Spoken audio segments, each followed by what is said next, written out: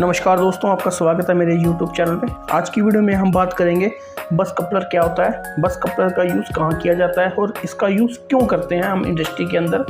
इस वीडियो में मैं आपको इसके बारे में पूरी डिटेल में बताऊंगा। तो शुरू करते हैं आज की वीडियो।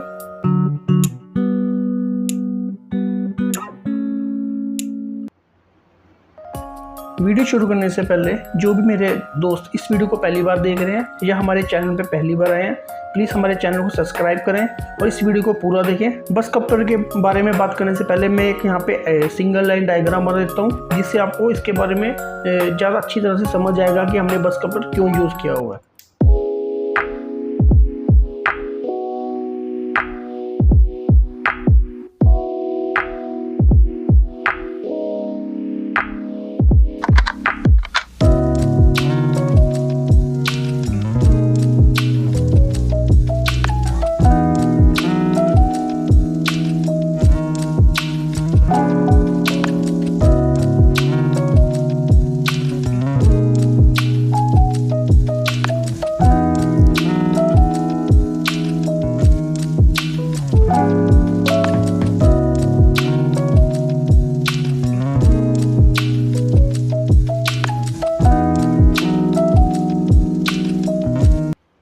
दोस्तों, जैसा कि आप देख रहे होंगे कि मैंने आपको एक डायग्राम बना के दिया हुआ है और यहाँ पे मैंने एक बस कपलर की एमसीसी भी यूज़ की हुई है।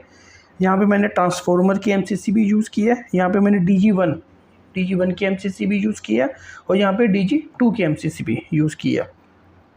तो ये जो मैंने डायग्राम बनाया, इसमें एक्चुअल में हो क्या रहा है मैं आपको उसके बारे में बताता हूँ। तो इसमें क्या है कि सपोज करो कि एक फैक्ट्री है, एक प्लांट है, जहाँ पे ट्रांसफार्मर की सप्लाई आ रही है, DG1 की सप्लाई आ रही है और DG2 की सप्लाई आ रही है।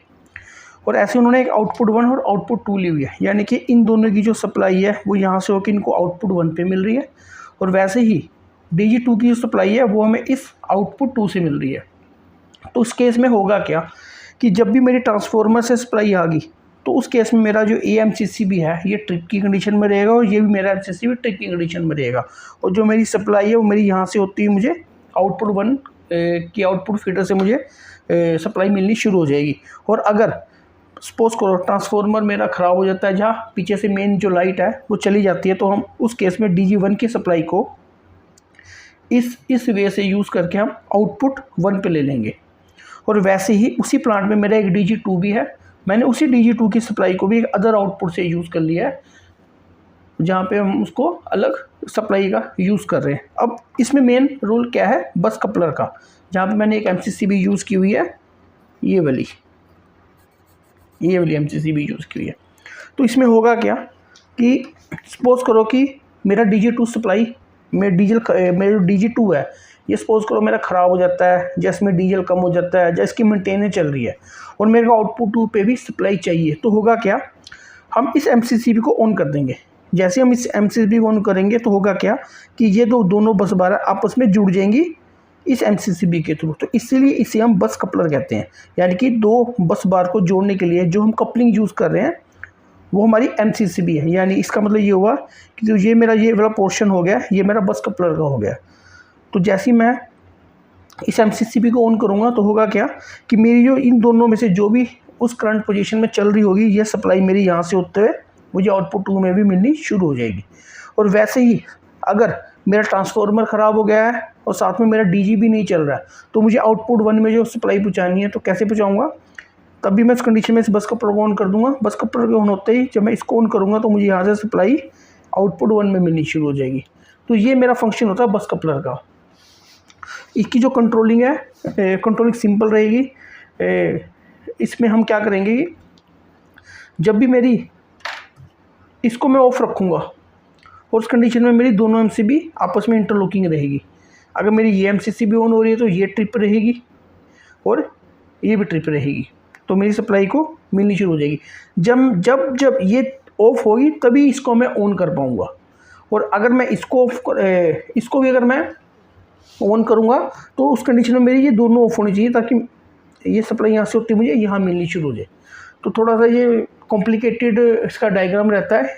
इन चारों की MCCB की हम आपस में इंटरलॉकिंग करते हैं, जिससे कि आपस में जो कभी फ्लैश ना हो। यानी कि अगर इसकी सप्लाई को मैं यहाँ तक ले आऊँ तो वो किसी भी हाल में ये एमसीसी में मेरी ऑन ही नहीं होगी, वो ट्रिप की कंडीशन में रहेगी। तो वो तो इसकी जो सप्लाई मेरी यहाँ पे नहीं पहुँच पाएगी जब तक मैं इसको ऑन नहीं करूँगा। तो ये बस कपलर का मेन फंक्शन होता है जो हम इंडस्ट्री में मेनली यूज़ करते हैं। आपने इसके रिलेटेड और भी वीडियो देखी होगी जिसमें उन्होंने बताया होगा कि उनके 2 ट्रांसफार्मर है, सप्लाई आ रही है और मैंने बीच में एक बस कपलर लगा दिया है और इसको आगे यूज़ कर रहा हूँ मैं अपनी आउटपुट में, चाहे वो मेरा कोई मशीनरी होगी या कोई मोटर है। तो उसमें भी मेरा बस कपलर ऐसे ही काम करेगा कि अगर ये ट्रांसफार्मर मेरा ऑन रहता है और ये भी ऑन है तो उस कंडीशन में मेरा बस कपलर ये मेरा ऑफ कंडीशन में रहेगा और जो सप्लाई है मुझे यहाँ से होते यहाँ पे मिल जाएगी और इसकी सप्लाई इस पास से होती मेरे को यहाँ मिल जाएगी। और अगर किसी भी कंडीशन से मेरा एक भी ट्रांसफार्मर ख़राब हो जाता है, सपोज़ करो कि मेरा T2 का जो ट्रांसफार्मर है वो काम करना बंद कर दिया जाए, वो ख़राब हो गया, तो होगा क्या, मैं इस बस कपलर को ऑन कर दूँगा। इसमें सेम ऐसे ही रहेगा, इन सब के आपस में इंटरलॉकिंग रहेगी। वो हमें देखना होता है कि मुझे किस टाइम पे किसको ऑन रखना है, किसको ऑफ रखना है।